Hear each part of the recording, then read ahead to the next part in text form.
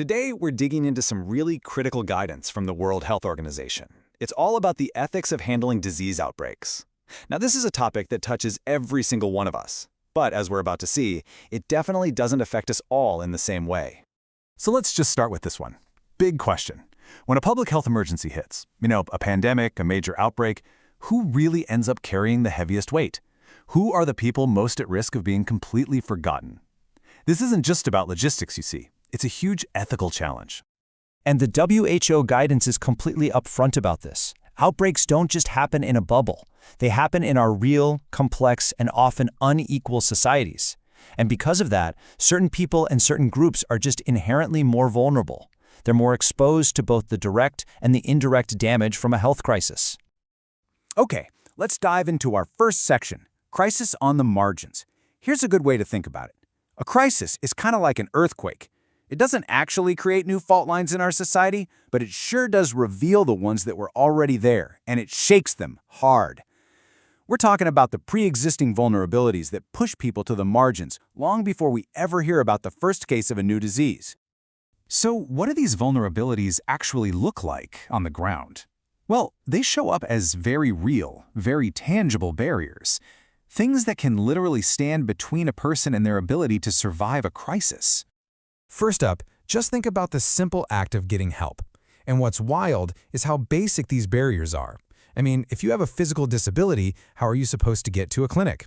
If you don't have a safe way to get around, how do you go pick up medicine?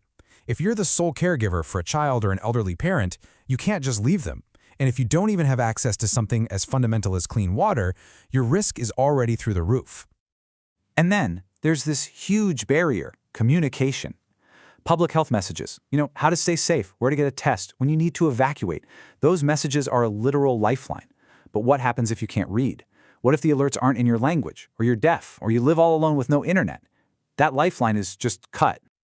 And this is exactly why the WHO guidance hammers this point home. Health authorities cannot just be passive. They can't just put up a website and hope everyone finds it. No, the ethical duty here is to be proactive. That means using the radio, sending text messages, putting up billboards, and even sending people out for direct, door-to-door outreach to make sure that message actually gets to everyone. Now, this is a really important point. Sometimes the very policies designed to protect all of us can actually end up causing the most harm to the most vulnerable. A one-size-fits-all approach can have wildly different results depending on who you are and what your life looks like. Just take school closures, for example. For a well-off family, sure, it's a huge inconvenience. It's a childcare puzzle you have to solve. But for a family struggling with poverty, school's where their kids get their only reliable meal of the day. It's a safe place to be. And for the parents, it's the thing that allows them to go to the jobs that keep a roof over everyone's head. The impact isn't just different, it is worlds apart. And believe me, this isn't just some abstract idea. The WHO guidance calls this out specifically. Telling someone to just stay home sounds simple, right? But if that person has to leave their house every single day just to get food or find clean water for their family, a quarantine order becomes a truly devastating choice. Risk infection or risk starvation. So these practical barriers are one huge piece of the puzzle. But a crisis also kicks up some really powerful social dangers. When fear and uncertainty take over, it often leads to blame, to stigma, and to this really dangerous process of othering the people who are already on the fringes of society. Think about it. The whole atmosphere during an outbreak, fear of the unknown, maybe distrust of what officials are saying, it's basically fertile ground for prejudice to grow. The biases that already exist against, say, minority groups or migrants, they can get amplified and even weaponized. The disease just becomes another excuse to discriminate. So what are we actually talking about with stigmatization?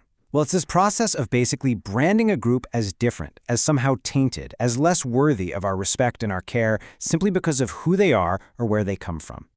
And this is a seriously slippery slope.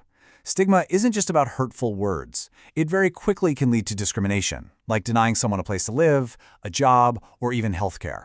And from there, it can be a terrifyingly short step to actual social violence. The WHO guidance warns about this very clearly. We can see social unrest that targets specific groups who are falsely blamed for spreading a disease.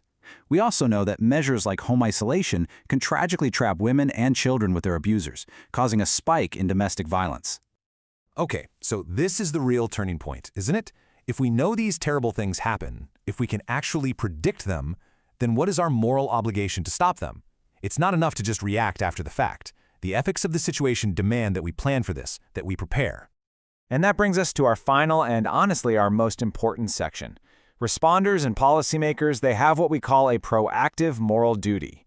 This means protecting the vulnerable can't just be an afterthought. It has to be a central part of any crisis response plan right from day one.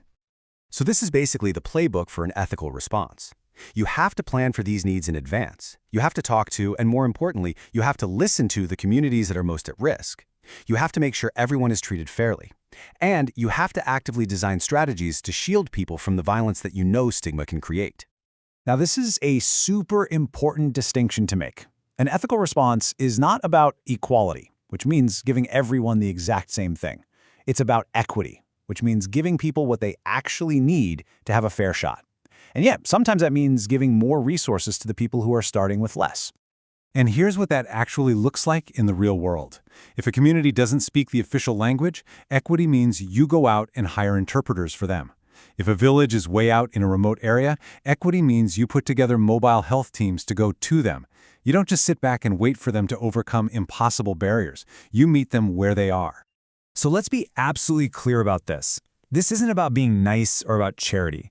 A public health crisis is like a stress test for a society's moral character. And according to the World Health Organization, actively identifying and protecting the most vulnerable people, that is the very definition of an effective response. It's how you build trust, it's how you get cooperation, and at the end of the day, it's how you save the most lives. And that leaves us all with this final question to think about. It's pretty easy to make plans for the average person. But how do we build our emergency plans to really see, account for, and protect the people living on the margins, the ones who are the hardest to reach and all too often the easiest to forget? That right there, that's the ethical challenge for all of us.